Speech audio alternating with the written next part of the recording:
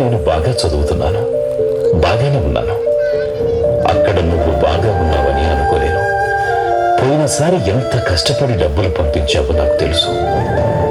నాకు తెలిసిన సమాచారం కన్నా నువ్వింకా ఎక్కువ కష్టాల్లో ఉన్నావని అనుకుంటున్నాను. ఇలాంటి పరిస్థితుల్లో నువ్వు బాగున్నావా అని అడగడం ఏమాత్రం న్యాయం కాదు. ఇక్కడ నేను ఒక్కపూట తింటూ కాలం నెట్టుకొస్తున్నాను. ఉన్న పైసలు నిండుకుంటున్నాయి. అక్కడ నీ పరిస్థితి, ఇక్కడ నా పరిస్థితి నా మనసును శరీరాన్ని తొలచివేస్తున్నప్పటికీ చదువును మాత్రం పట్టుదలగా కొనసాగిస్తున్నాను. నా చదువు, నా దీక్ష నా ఒక్కడి పొట్ట కోసమో మన కుటుంబం కోసమో మాత్రమే కాదు, ఉత్తరాంతరానికి అణచివేతకు బలవుతూ కోట్లాది మందిగా ఉన్న అణగారిన జాతుల కోసం.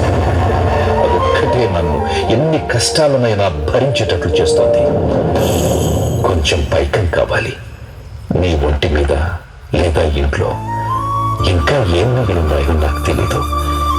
ఏ తలతాకట్టు పెట్టైనా డబ్బులు పంపించురమ్మా. ఇక్కడ నా పరిస్థితి నీకు వేరే వివరించనక్కర్లేదు. పిల్లలు ఎలా ఉన్నారు? వారి క్షేమ సమాచారాలు తెలియజేయగలవు? ఇట్లు నీ భీమ్రావ్ అంబేద్కర్. అమ్మా, బాబుకి జ్వరం చాలా ఎక్కువగా ఉంది. మొన్న నేను రాసిన మందులు కూడా సగమే వాడారు. ఇప్పుడేం వాడాలో ఆమెకు చీటీ ఇచ్చాను. అర్జెంటుగా తండి. దానిలో రాసిన విధంగా వాడండి. ఏమాత్రం ఆలస్యం చేసినా ప్రాణానికి ముప్పు.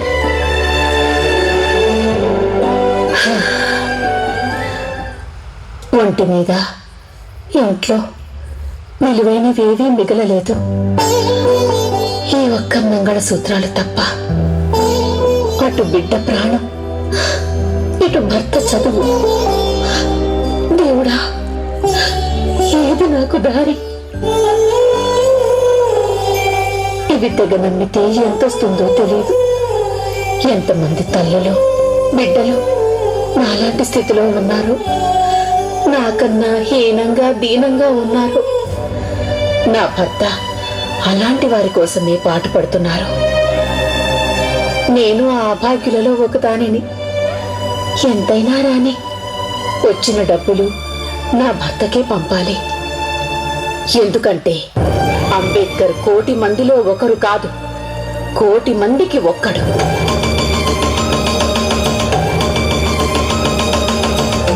రమా, రమా, డాక్టర్ గారు మరీ చెప్పారు ఈ మందులు తెమ్మని.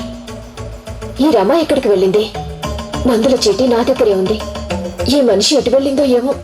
ఇక్కడేమో పిల్లాడి వెళ్ళు కాలిపోతుంది.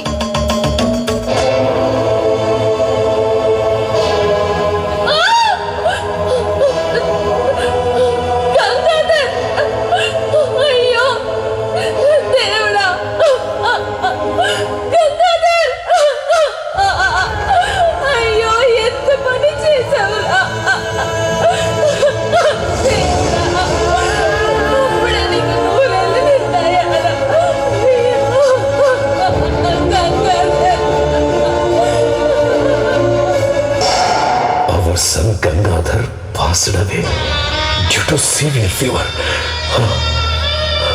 Gangadhar,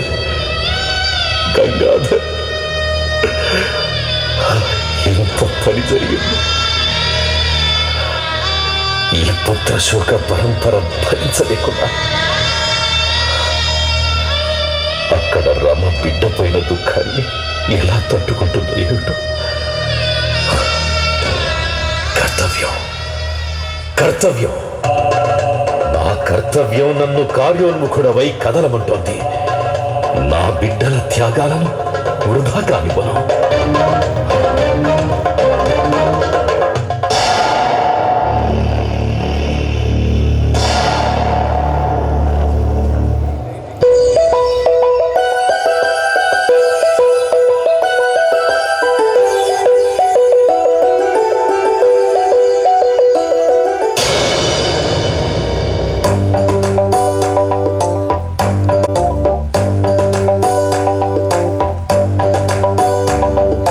లండన్ నుండి రాగానే ఆపన జరిగిన సంస్థలు రెండు.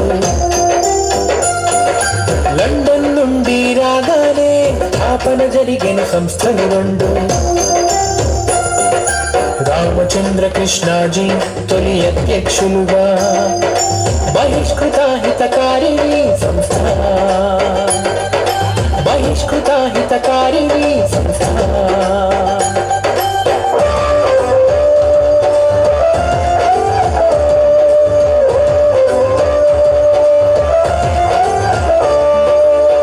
సమస్యలు చర్చిస్తూ కొనసాగాయి ఎన్నో పనులు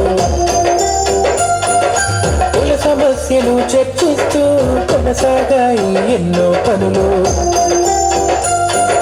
సహబంతులతో సాపాటు సమాజ సమతాదళ్ ఏర్పాటు సహబంతులతో సాపాటు సమాజ సమతాదళ్ ఏర్పాటు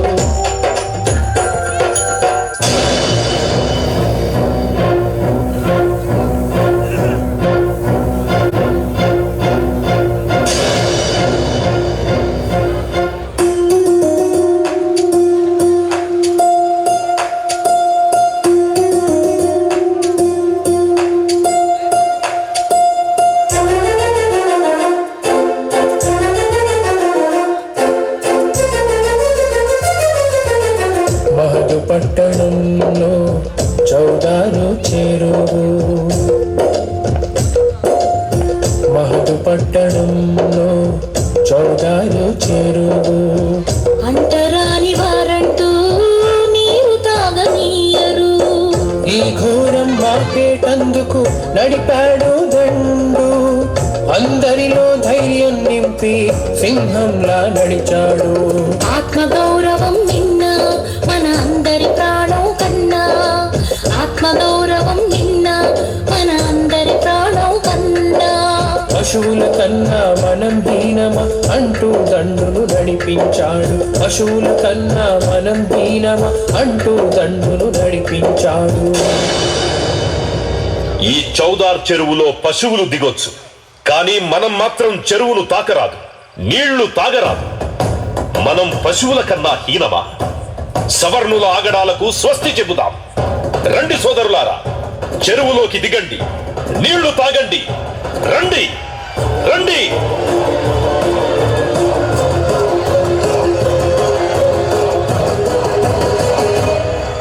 ఆహా, ఈ నీరు తాగుతుంటే ఎంత అద్భుతంగా ఉంది. అమృతం తాగినట్టు, ప్రపంచాన్ని గెలిచినట్టుగా ఉంది. మనము మనుషులమేనని నిరూపించుకుంటున్నాం.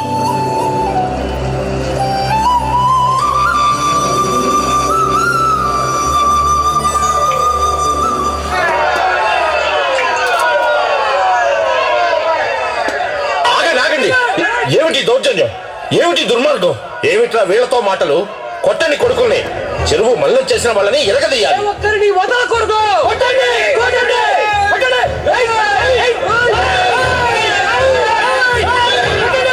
ఆగండి ఆగండి, ఈ రోజు మాపై దాడి చేశామని విర్రవీగొద్దు, ఘర్షణ పెంచొద్దు. ఆగండి ఆగండి, మన దెబ్బేమిటో రుచి చూపించాం. బుద్ధొస్తుంది కొడుకులకి.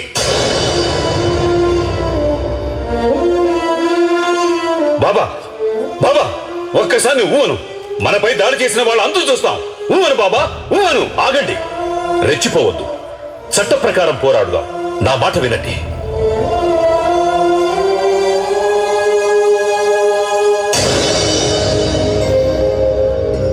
చారిత్రాత్మకమైన ఈ మహత్ పోరాటం అనంతరం దాడి చేసిన సవర్ణుల మీద కేసు నడిచింది.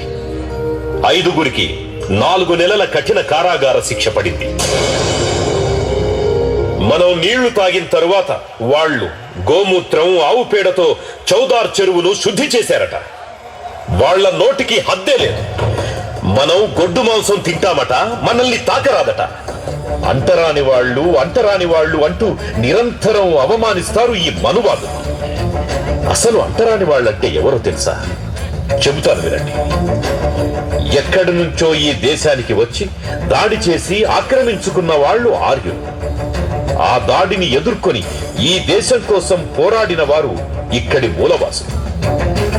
ఆక్రమించుకున్న వాళ్ళు దేవతలుగా, ఎదిరించిన వాళ్లను రాక్షసులుగా మార్చేశారు. తిరగబడ్డ వాళ్లను ఊరి నుంచి తరిమివేసి పంచములు అని పచ్చబొట్టు వేశారు. దౌర్జన్యంగా వారికి నీచ వృత్తులు అంటగట్టారు. చదువుకు జ్ఞానానికి వేల సంవత్సరాలు దూరం చేసి అంటరాని వాళ్ళు అంటూ ఎటూ కదలకుండా ఒళ్లంతా మేకులు కొట్టారు. లొంగిన వాళ్లను కలిపేసుకున్నారు. అధికారం ఆధిపత్యంలో భాగం చేసుకున్నారు. ఈ దేశ రక్షణకు బలైన వాళ్లే మనువాదుల దృష్టిలో అంటరాని వాళ్ళు. ఏం దుర్మార్గం ఇది! దక్షిణాఫ్రికాలో తమకు జరిగే అవమానాలు గ్రహించే భారతీయులు స్వదేశంలో చేస్తున్నదేమిటి? ఈ సవర్ణులు మనల్ని అర్థం చేసుకోరు. మనల్ని అంటరాని వారిగా చూస్తే జరిగే ప్రమాదం ఏమిటో వాళ్ళకి తెలిసేలా చెయ్యాలి. యుద్ధానికి సిద్ధమైతే తప్ప మన హక్కులు మనం పొందలేం. మనమిప్పుడు సాంఘిక రాజకీయ హక్కుల కోసం పోరాడాలి. బ్రతిమిలాడితే ఏ హక్కులు రావు. అవి పోరాడి సాధించాల్సిందే. నోరు లేని మేకల్లే బలిస్తారు, సింహాలను బలివ్వరు. గుర్తుంచుకోండి.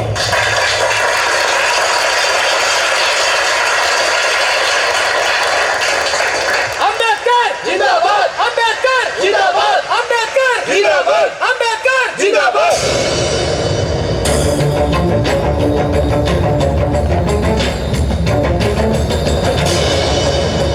మహాజనులారా, ఇక్కడే చౌదార్ చెరువు నీళ్లు తాగాం. సవర్ణుల దాడిలో 20 మంది గాయపడ్డాం. మనపై దాడి చేసిన వాళ్ళకి శిక్ష పడ్డా వాళ్లలో ఏ మార్పు రాలేదు. మన ఈ సమావేశానికి స్థలం దొరకకుండా చేయడంతో అది రుజువయ్యింది.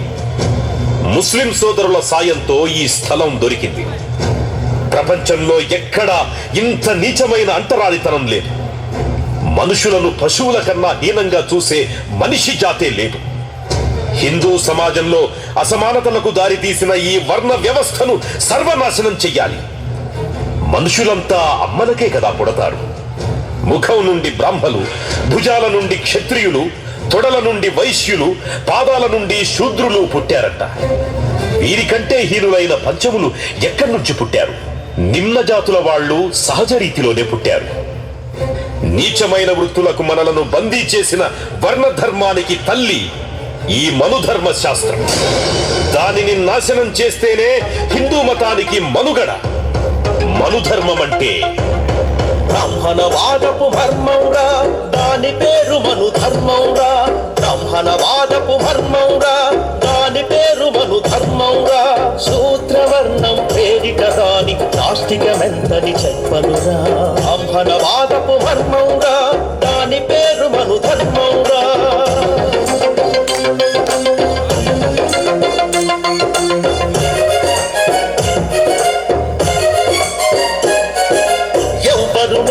చేసిన గాని ఒకటిగా ఉండాలి శిక్ష. అగ్రవర్ణాలు నేరం చేస్తే మనుధర్మమే రక్ష. కఠినమైన శిక్షలు మనకు దేవుని పేరిట రక్షణ వారికి. బ్రాహ్మణవాదపు ధర్మంరా, దాని పేరు మనుధర్మంరా.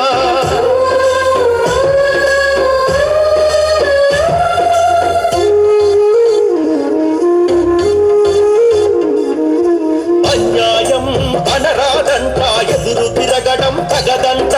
చిత్రహింసలు ఎన్ని పెట్టినా కర్మని అనుకోవాలంట. సత్యం ఎరుగని చాకిరి చేస్తే తెగబలుస్తూ ఉంటారంట. బ్రాహ్మణవాదపు మర్మంరా, దాని పేరు మనుధర్మంరా.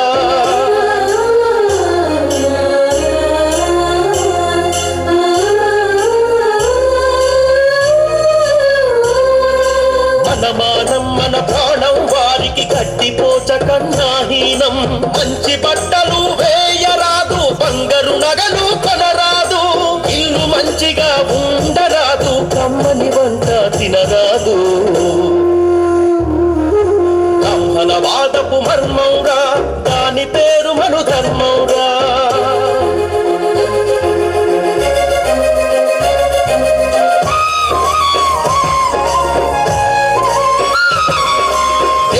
తిన్నగా చూడరాదు, దేవుని పేరే తలువరాదు. శుచిగా స్నానం చేయరాదు, చెరువులు బావులు తాటరాదు. ఆటలు వచ్చిన పశువులము, ఎప్పుడవుతాము మనుషులము. బ్రాహ్మణవాదపు మర్మంరా, దాని పేరు మనుధర్మంరా. ఇంత దుర్మార్గమైన మనుధర్మం వేల సంవత్సరాలుగా మనలను అణిచిపెట్టి ఉంచిన ధర్మశాస్త్రం. దీనిని అగ్నికి ఆహుతి చెయ్యాలి. కేవలం కాగితాల్ని తగలబెడితే మనుధర్మం నాశనం కాదు. మన జీవితాల నుండి, సమాజం నుండి శాశ్వతంగా తరిమి కొట్టాలి. ఇందుకు ప్రతీకగా మనుధర్మ శాస్త్రాన్ని తగులబెడదాం. వేల సంవత్సరాల ఆధిపత్యాన్ని బద్దలు కొడదాం.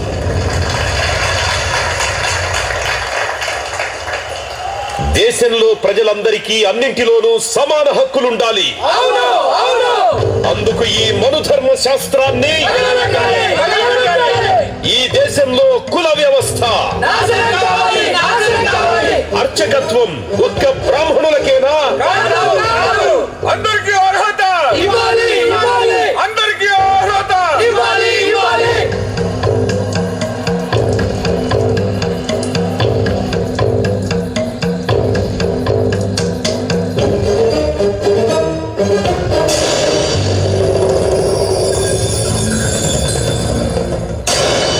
దేశం మొత్తం నిమ్న జాతుల ఉద్యమ ప్రభంజనం పెద్ద ఎత్తున వీస్తోంది. చెరువుల్లో నీటి హక్కుతో పాటు దళితుల ఆలయ ప్రవేశానికై పెద్ద ఎత్తున సత్యాగ్రహాలు రత్నగిరి, కార్వార్, అమరావతి, మున్షీగంజ్, ఖల్నా, బెంగాల్ వంటి చోట్ల పెద్ద ఎత్తున సత్యాగ్రహాలు జరుగుతున్నాయి. ఇప్పుడు నాసిక్ లో కాలారాం ఆలయ ప్రవేశానికి సత్యాగ్రహం ప్రారంభమై నెల రోజులయ్యింది.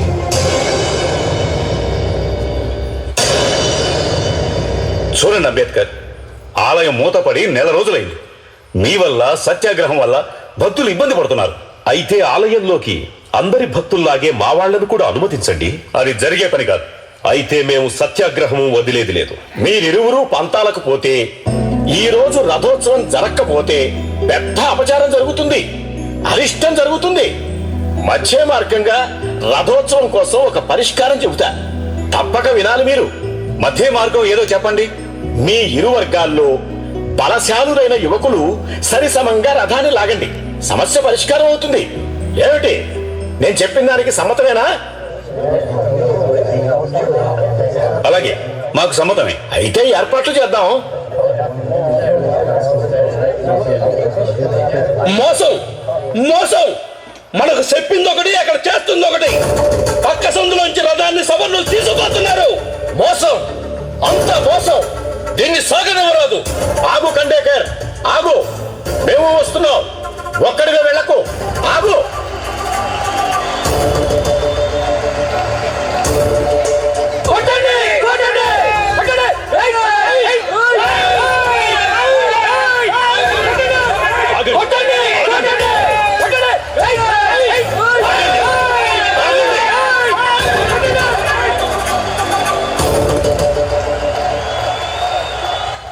సవర్ణులు మోసం చేశారు.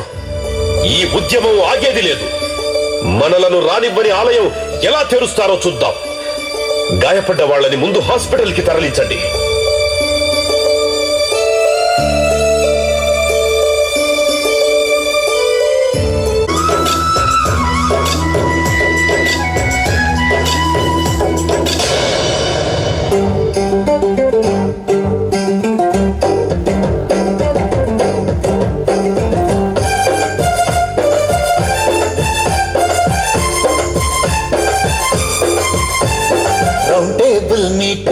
లండన్ లో జరిగింది, రాజ్యాంగ ప్రణాళిక చర్చ బాగా సాగింది. రౌండ్ టేబుల్ మీటింగ్ లండన్ లో జరిగింది, రాజ్యాంగ ప్రణాళిక చర్చ బాగా సాగింది. అంబేద్కర్ పొడగిట్టని కాంగ్రెస్ ఒక పక్క, నిన్న జాతి ప్రతినిధిగా అంబేద్కర్ మరో పక్క. రౌండ్ టేబుల్ మీటింగ్ లండన్ లో జరిగింది, రాజ్యాంగ ప్రణాళిక చర్చ బాగా సాగింది.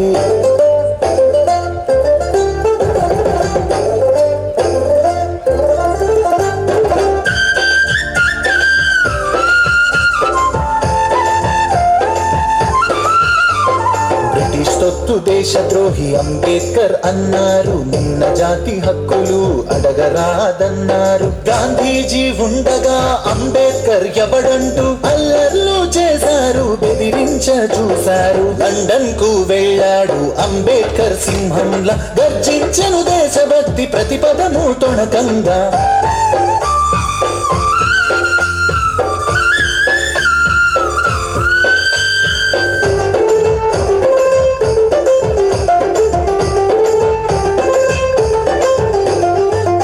రాజ్యం రావాలి, మన భాగం కావాలి, మన వాటా హక్కుగా రాజ్యాంగం రావాలి. నామినేటెడ్ కాదు మా ఓట్లతో మేమొస్తాం, మా జనాభా లెక్కలు, మా సీట్లు, మా హక్కు. రాజకీయ చర్చలు పంచముల ఎజెండా, చర్చ జరిగే మొదటిసారి అంబేద్కర్ సాక్షిగా.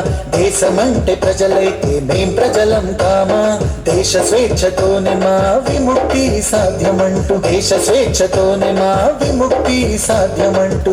టేబుల్ మీటింగ్ లండన్ లో జరిగింది, రాజ్యాంగ ప్రణాళిక చర్చ బాగా సాగింది.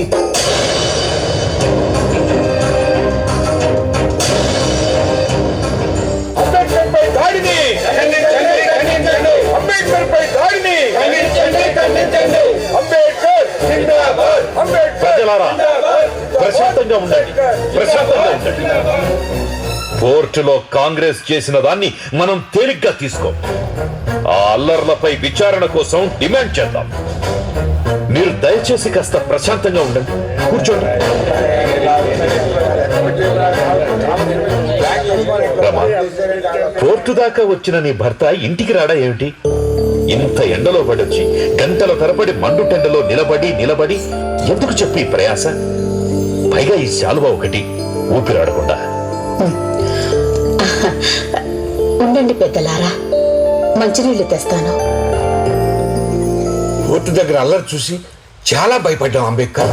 మూకుమ్మడిగా తోసుకురావడం, రాళ్లు విసరడం, తోపులాట, తొక్కిసలాట. అబ్బబ్బా, ఆ జాతీయ కాంగ్రెస్ వాళ్ళు ఎంతకి తెగించారు. చూడు అంబేద్కర్, అమెరికా కొలంబియా యూనివర్సిటీలో పిహెచ్డి డాక్టరేట్ పూర్తి చేశావు. గొప్ప లాయర్గా భార్యట్లు కూడా పూర్తి చేశావు. నువ్వు తలుచుకుంటే అక్కడ వేలు లక్షలు సంపాదించగలవు, మహారాజులాగా కుటుంబాన్ని పోషించుకోగలవు. మరి ఇక్కడ వాళ్ళు నిన్ను బ్రతికించేలా లేరు. ఆ రాళ్ళదాల్లో నీకేమన్నా అయితే? ఏం మాట్లాడుతున్నారు మీరు? నేను అమెరికా వెళ్ళినా లండన్ వెళ్ళినా నా కోసమో, నా పళ్ళెంలో పిడికెడు మెతుకుల కోసమో కాదు. కోట్లాది మందిగా అంటరానితనానికి, అణచివేతకు బలవుతున్న మన జాతి బ్రతుకుల కోసం, ఆ బ్రతుకుల్లో వెలుగుల కోసం. బొంబాయి పోర్టులో వాళ్ల ఉడత ఊపులకు బెదిరిపోయే వాళ్ళెవరూ లేరు ఇక్కడ. నా ప్రాణం పోయినా మిమ్మల్ని వదిలి నేనెక్కడికి వెళ్లేదే లేదు. సరే, నాకు స్వాగతం పలికే పనిలో మీరందరూ చాలా అలసిపోయారు. పనిలో పనిగా కోర్టు దగ్గర మన వాళ్ళు ఎవరెవరు గాయపడ్డారో తెలుసుకోండి. వాళ్ళని మనం కలవాలి. ఇక మీరు బయలుదేరండి. అంబేద్కర్ జిందాబాద్, జిందాబాద్, అంబేద్కర్ జిందాబాద్, జిందాబాద్. రమా, నా మాట అంటే నీకేమాత్రం లెక్కలోకి రావడం లేదు. లెక్కలు డొక్కలు తర్వాత చూసుకుందరు గాని త్వరగా స్నానం చేసి రండి, భోజనం వడ్డిస్తాను. రమా, ఒక్క నిమిషం ఆగు.